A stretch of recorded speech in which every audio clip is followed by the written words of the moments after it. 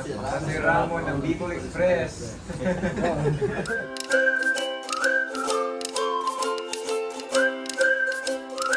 Mga kaaro, tayo magluluto ng Bicol Express. Ang ating ingredients ay baboy, gata, bawang, sibuyas, luya, siling haba, labuyong sili, at bagoong alamang.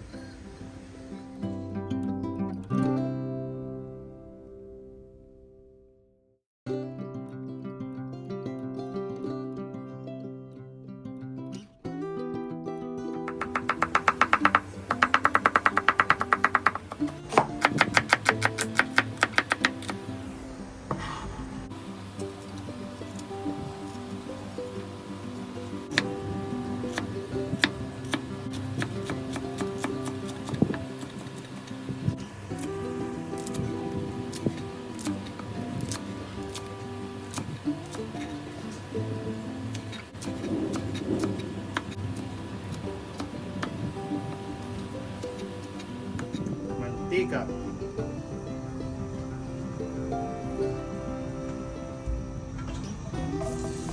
bawang, luya, sibuyas. Lagay na natin yung baboy, mga kaaro.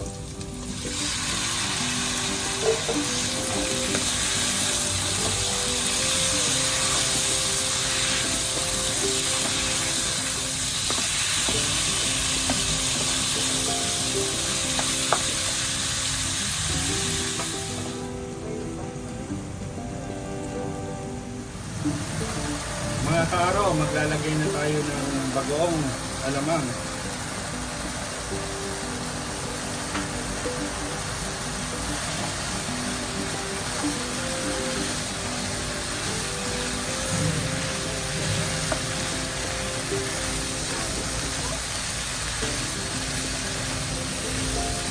Maglalagay tayo ng isang cup na tubig para palambutin yung ating karne.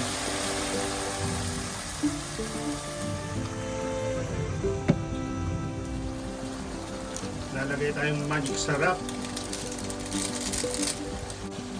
black pepper,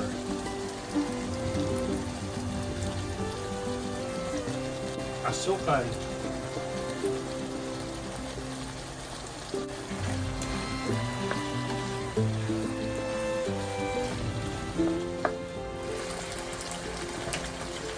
mga kaaro, tuyo na yung ating baboy at malambot na siya. Ilalagay na natin yung kakanggata.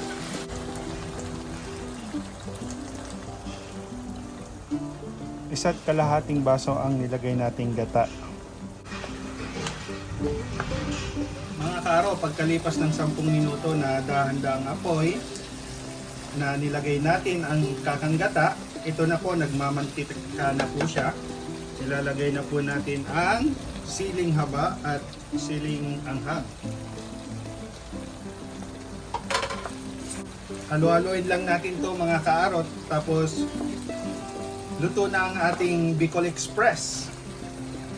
Ready to serve.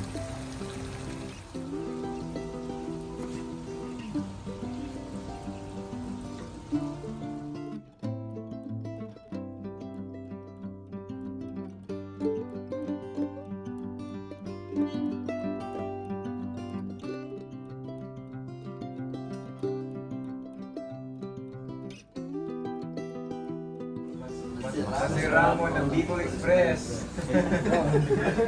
Mga kaaro, sila elder yung aking mga guests. Nag-request sila ng Bicol Express. What can you say?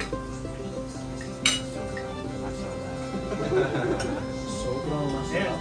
Elder Branch, anong masasabi mo sa ano? Ang masasabi ko, kailan pwede ko mabalik?